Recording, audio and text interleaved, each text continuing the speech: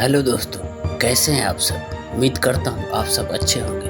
दोस्तों, आज हम बात करेंगे मराठा साम्राज्य के एक ऐसे सम्राट के बारे में जिनकी जीवनी सुनकर आप क्रोधित भी होंगे और गर्व से ये भी कहेंगे कि ऐसे सम्राट हमारे भारत में पैदा हुए थे। वे कोई और नहीं बल्कि शिवाजी महाराज के उत्तराधिकारी दूसरे छत्रपति संभाजी महाराज थे। छत्रपति संभाजी महाराज का नाम संभाजी राजे भोसले या शंभूराजे था। वे मराठा सम्राट छत्रपति शिवाजी महाराज के उत्तराधिकारी थे। उस समय मराठों का सबसे प्रबल शत्रु मुगल बादशाह औरंगजेब था। संभाजी राजे अपनी शौर्यता के लिए प्रसिद्ध थे। दोस्तों, अगर आप में हिम्मत हो तो वीडियो को अंत तक जरूर देखिएगा, क्योंकि संभाजी राजे की जीवनी सुनने के बाद शायद आप रो उठेंगे। संभाजी राजे ने अपने कम समय के शासनकाल में 210 युद्ध किए और इनमें एक प्रमुख बात यह थी कि उनकी सेना एक भी युद्ध में पराभूत नहीं हुई। इनके पराक्रम की वजह से परेशान होकर औरंगजेब ने कसम खाई थी कि जब तक छत्रपति संभाजी राजे पकड़े नहीं जाएंगे वो अपना मुकुट सर पे नहीं चढ़ाएगा। छत्रपति शिवाजी के बेटे संभाजी महाराज कौन थे, आइए जानते हैं और विस्तार से आपको बताते हैं। लेकिन तो दोस्तों, वीडियो को अंत तक जरूर देखिएगा। छत्रपति संभाजी महाराज 9 वर्ष की अवस्था में छत्रपति शिवाजी महाराज की प्रसिद्ध आगरा यात्रा में साथ गए थे। शिवाजी के पुत्र के रूप में विख्यात संभाजी महाराज का जीवन भी अपने पिता छत्रपति शिवाजी महाराज के समान ही देश और हिंदुत्व को समर्पित रहा। संभाजी ने अपने बाल्यपन से ही राज्य की राजनीतिक समस्याओं का निवारण किया था और इन दिनों में मिले संघर्ष के साथ शिक्षा दीक्षा के कारण बाल संभाजी राजे कालांतर में वीर संभाजी राजा बन सके थे। छत्रपति संभाजी महाराज का जन्म 1657 में 14 मई को पुरंदर किले में हुआ था, लेकिन संभाजी के 2 वर्ष के होने तक साईबाई का देहांत हो गया था, जो उनकी माता थी। इसलिए संभाजी का पालन पोषण शिवाजी की मां जीजाबाई ने किया था। संभाजी महाराज को छवा कहकर भी बुलाया जाता था, जिसका मराठी में मतलब होता है सावक, अर्थात शेर का बच्चा। संभाजी महाराज संस्कृत और 8 अन्य भाषाओं के ज्ञाता थे। संभाजी राजे के परिवार में पिता शिवाजी और माता साईबाई के अलावा दादा शाहजी राजे, दादी जीजाबाई और भाई बहन थे।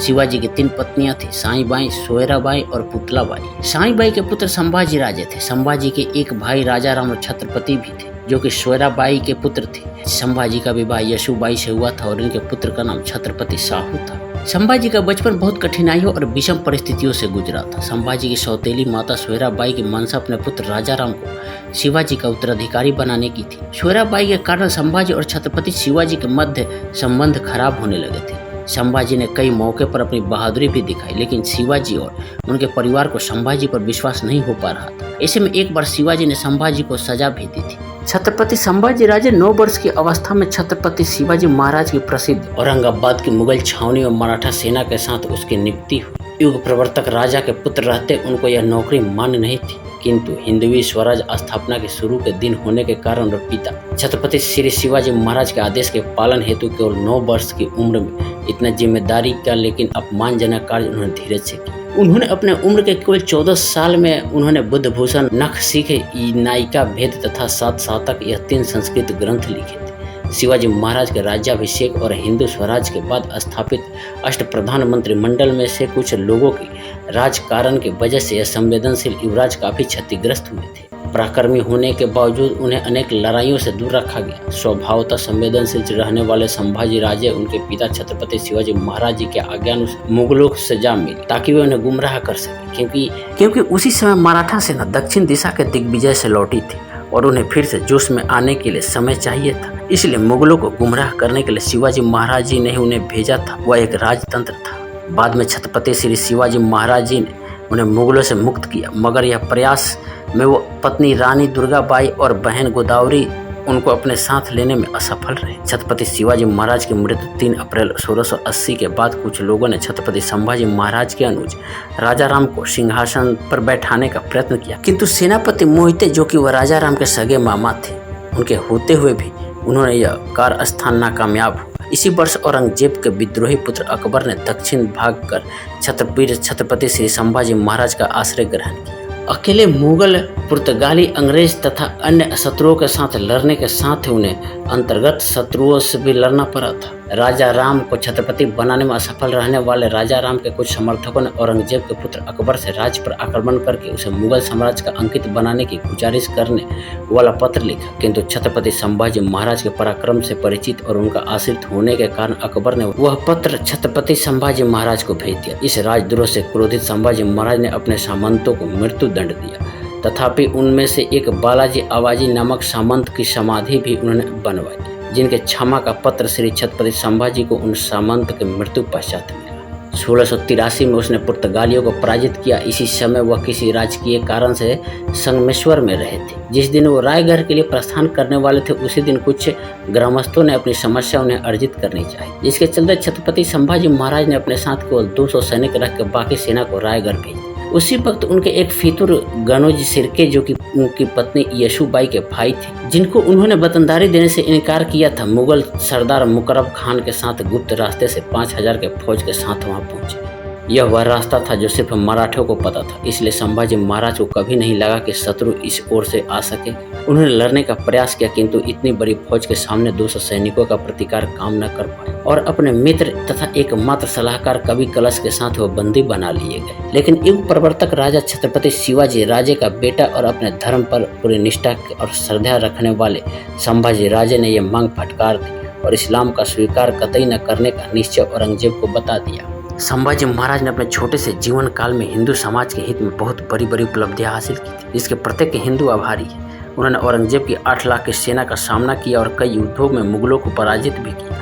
औरंगजेब जब महाराष्ट्र में युद्धों में व्यस्त था, तब उत्तर भारत में हिंदू शासकों को अपना राज्य पुनः प्राप्त करने और शांति स्थापित करने के लिए काफी समय मिल गया। इसी कारण वीर मराठाओं के लिए सिर्फ दक्षिण नहीं बल्कि पूरे राष्ट्र के हिंदू उनके ऋणी थे, क्योंकि उस समय यदि संभाजी औरंगजेब के सामने समर्पण कर देते या कोई संधि कर लेते तो औरंगजेब अगले 2-3 वर्षों में उत्तर भारत और राज्यों को वापस हासिल कर लेता और वहाँ की आम प्रजा और राजाओं की समस्या बढ़ जाती। यह संभाजी के सबसे बड़ी उपलब्धि में से गिना जाता है। हालांकि सिर्फ संभाजी ही नहीं, अन्य राजाओं के कारण भी औरंगजेब दक्षिण में 27 सालों तक विभिन्न लड़ाइयों में उलझा रहा, जिसके कारण उत्तर में बुंदेलखंड, पंजाब और राजस्थान में हिंदू राजाओं में हिंदुत्व को सुरक्षित रखा जा सका। संभाजी ने कई वर्षों तक मुगलों को महाराष्ट्र में उलझाए रखा। देश के पश्चिमी घाट में मराठा सैनिक और मुगल कोई भी पीछे हटने को तैयार नहीं था। संभाजी वास्तव में सिर्फ बाहरी आक्रामकों से ही नहीं बल्कि अपने राज्य के भीतर भी अपने दुश्मनों से घिरे हुए थे। इन दोनों मोर्चों पर मिलने वाली छोटी छोटी सफलताओं के कारण ही संभाजी प्रजा के एक अपनी जगह बनाए थे। उस समय कुछ ऐसा था कि लगातार कई समय तक पहाड़ों और धरती वीर मराठा और मुगलों के खून से सनी रहती थी। फिर एक ऐसा समय आया जब सभी मराठा पहाड़ी के नीचे आ गए और इस तरह से मुगलों और मराठों के सेनापति अपनी सेनाओं के साथ आमने सामने हो। लेकिन ये किसी मैदान में आमने सामने होने जैसी स्थिति नहीं थी। इसमें मराठाओं का स्थान पहाड़ के निचले हिस्से से लेकर चोटी तक था, जबकि पहाड़ों के पास के मैदानों में मुगल सैनिकों ने अपना डेरा जमा रखा था। ऐसे में लगभग 7 वर्षों तक आघात और प्रतिघात का क्रम चला, जिसमें मुगलों द्वारा गढ़ को जीतना और मराठाओं द्वारा वापस हासिल करना लगातार कठिन हो रहा था। हालत ये थी कि उत्तर भारत में कुछ राज्य सोचने लगे थे कि औरंगजेब कभी लौटकर दिल्ली नहीं आएगा और अंततः हिंदुत्व के साथ जंग में हार जाएगा। इस बीच संभाजी ने 1682 में औरंगजेब के पुत्र अकबर को शरण देने की पेशकश भी की, जिसे राजपूत राजाओं ने बचा लिया। कहते हैं कि संभाजी भगवान शिव के परम भक्त थे, जो अपने अंतिम समय तक मुगलों के सामने भी हिंदू देव भगवान शिव का अनुसरण करते रहे। संभाजी का एक नाम शंभू जी था, जो कि महादेव का ही एक नाम है। संभाजी को जब शिवाजी के साथ औरंगजेब की शरण में जाना पड़ा, तब उन्होंने महाराष्ट्र लेकर काशी विश्वनाथ से होते हुए दिल्ली तक की कठोर यात्रा की थी, जिसमें उनके जीवन के कई प्रारंभिक वर्ष निकल गए। इसी दौरान बाल शंभू को महादेव में अपने इष्ट दिखने लगे और शंभू राज्य ने शिव शंभू की आराधना शुरू कर दी थी। औरंगजेब के शासनकाल के आधिकारिक इतिहासकार मसीर प्रथम अंबारी और कुछ मराठा सूत्रों के अनुसार कैदियों को चैनों से जकड़कर हाथी के हौदे से बांधकर, जो कि औरंगजेब के कैंप तक लाया जाता था। मुगल शासक तक ये खबर पहले ही पहुंच चुकी थी और उन्होंने इसके लिए एक बड़े महोत्सव के आयोजन की घोषणा की। मुगलों ने पूरे मार्ग में विजयी सेनापतियों के लिए उत्सव का आयोजन और स्वागत किया। मुगलों के जीत के जश्न के लिए शेख निजाम का चित्र बनवाया गया। मुगल पुरुष सड़कों पर और झरोखों से झांकती महिलाएं बुरखे के भीतर हारे हुए मराठा को देखने को उत्सुक थी, जबकि राह में पड़ने वाले हर मुगल उनकी हंसी उड़ा रहे और कोई तो अपमान में मुंह पर थूक भी रहा। मुगलों से मिले हुए राजपूत सैनिकों को संभाजी के लिए बहुत सहानुभूति थी। संभाजी ने उन्हें ललकारते हुए कहा था कि या तो वे उन्हें खुला छोड़कर सन्मुख युद्ध कर ले या फिर उन्हें मारकर इस अपमान से मुक्ति कर दे। लेकिन मुगलों के डर से वे सैनिक खामोश थे। इस तरह 5 दिन तक चलने के बाद वो लोग औरंगजेब के दरबार में पहुंचे। औरंगजेब संभाजी को देखकर अपने सिंहासन से नीचे उतर आया और उसने कहा कि मराठाओं का आतंक कुछ ज्यादा ही हो गया था। वीर शिवाजी के पुत्र का मेरे सामने खड़े होना एक बहुत बड़ी उपलब्धि है। ऐसा कहकर औरंगजेब ने अपने अल्लाह को याद करने के लिए घुटने टेके। कभी कलश उस समय चैनों से बंधे हुए एक तरफ खड़े थे, लेकिन उन्होंने संभाजी की तरफ देखा और कहा कि हे मराठा राजा, देखिए आलमगीर खुद अपने सिंहासन से उठकर आपके आगे श्रद्धा से नतमस्तक होने आए।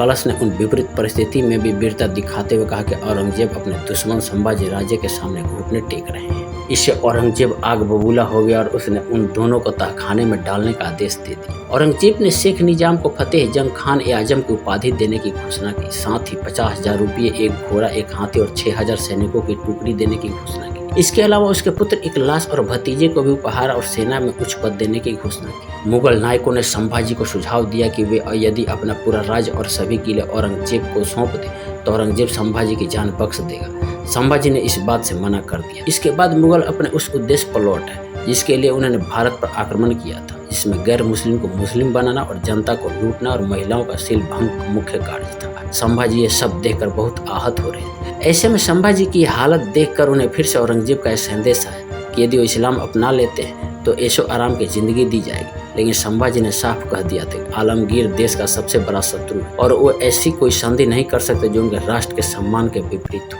कठोर यातनाओं के बाद भी न झुकने पर संभाजी और कलश को कैद से निकालकर घंटी वाली टोपी पहना दी। उनके हाथ में झुनझुना बांध कर उन्हें ऊंटों से बांध दिया गया और तुलापुर के बाजार में घसीटा जाने लगा। मुगल लगातार उनका अपमान कर रहे थे, उन्हें जबरदस्ती घसीटा जा रहा था, जिसके कारण झुनझुने की आवाज को साफ सुना जा सकता। मुगल अपनी असलियत का परिचय देते हुए सब देखकर क्रूरता से हंस रहे थे और उपहास कर रहे थे। मंत्री कलश भी ऐसे में हार मानने वालों में से नहीं थे। वे लगातार भगवान का जाप कर रहे थे। जब उनके बाल खींचकर उन्हें इस्लाम कबूल करने के लिए कहा जा रहा था तब भी उन्होंने साफ तौर पर इसे ना कह दिया और कहा कि हिंदुत्व सभी धर्मों से ऊपर सच्चा और शांति प्रिय धर्म है। मराठाओं के लिए अपने राजा के अपमान को देखना बहुत बड़ी बाध्यता थी। औरंगजेब ने कई बार कहा कि वो संभाजी को क्षमा कर देगा, लेकिन वो यदि अब भी इस्लाम कबूल कर। लेकिन संभाजी ने मुगलों का उपहास उड़ाते हुए कहा कि वो मुस्लिमों समान मूर्ख नहीं जो ऐसे मानसिक विकसित व्यक्ति के सामने घुटने टेके। फिर संभाजी ने अपने हिंदू आराध्य महादेव को याद किया और कहा कि धर्म अधर्म का भेद को देखने और समझने के बाद वो अपना जीवन हजारों बार हिंदू और राष्ट्र को समर्पित करने को तैयार है। और इस तरह संभाजी औरंगजेब के आगे नहीं झुके। इतनी यातनाएं सहने के बाद भी संभाजी महाराज ने क्रूर, निर्दयी और डरपोक औरंगजेब के सामने घुटने नहीं टेके और कभी हार नहीं मानी और इस्लाम कबूल नहीं की, क्योंकि संभाजी महाराज शिव भक्त थे। इससे पहले तक किसी ने भी अल्लाह, मोहम्मद, इस्लाम के खिलाफ खुलकर इतना कुछ नहीं बोला था। औरंगजेब ने इससे क्रोधित होकर आदेश दिया कि संभाजी के घाव पर नमक छिड़का जाए, उन्हें घसीटकर औरंगजेब के सिंहासन के नीचे लाया जाए। फिर भी संभाजी लगातार भगवान शिव का नाम जपे चले जा रहे थे। फिर उनकी जीभ काट दी गई और आलमगीर के पैरों में रखी गई, जिसने इसे कुत्ते को खिलाने का आदेश दे दिया। लेकिन औरंगजेब भूल गया था कि वो जीभ काटकर भी संभाजी के दिल और दिमाग से कभी देशभक्ति और भगवत भक्ति को अलग नहीं कर सकता। संभाजी अब भी मुस्कुराते हुए भगवान शिव की आराधना कर रहे थे और मुगलों की तरफ गर्व भरी दृष्टि से देख रहे थे। इस पर उनकी आंखें निकाल दी गई और फिर उन्हें दोनों हाथ भी एक एक करके काट दिए गए और ये सब धीरे धीरे हर दिन संभाजी को प्रताड़ित करने के लिए किया जाने लगा। संभाजी के दिमाग में तब भी अपने पिताजी वीर शिवाजी की यादें ही थी, जो उन्हें प्रतिक्षण इन विपरीत परिस्थिति का सामना करने के लिए प्रेरित कर रही थी। हाथ काटने के भी लगभग 2 सप्ताह के बाद 11 मार्च 1689 को उनका सर भी धड़ से अलग किया गया। उनका कटा हुआ सर महाराष्ट्र के कस्बों में जनता के सामने चौराहे पर रखा गया, जिससे कि मराठाओं में मुगलों का भी व्याप्त हो सके। जबकि उनके शरीर को छोटे छोटे टुकड़ों में काटकर तुलापुर के कुत्ते को खिलाया गया, लेकिन ये सब वीर मराठा पर अपना प्रभाव नहीं जमा सके। अंतिम क्षणों तक भगवान शिव का जाप करने वाले बहादुर राजा के इस बलिदान से हिंदू मराठाओं में अपने राजा के प्रति सम्मान, मुगलों के प्रति आक्रोश और बढ़ गया। एक अन्य किंवदंती के अनुसार संभाजी का वध बाघ नाखले मतलब चीते के नाखूनों से किया गया था। उन्हें 2 हिस्सों में चीरकर फाड़ा गया था और कुल्हाड़ी से सर काटकर पुणे के पास तुलापुर में भीमा नदी के किनारे पर फेंका गया था। तो दोस्तों, कैसी लगी संभाजी की जीवनी, आप हमें कमेंट करके जरूर बताइएगा। हमारे चैनल को सब्सक्राइब नहीं किए हैं तो सब्सक्राइब कर लें ताकि हर वीडियो की नोटिफिकेशन आपको मिलती रहे।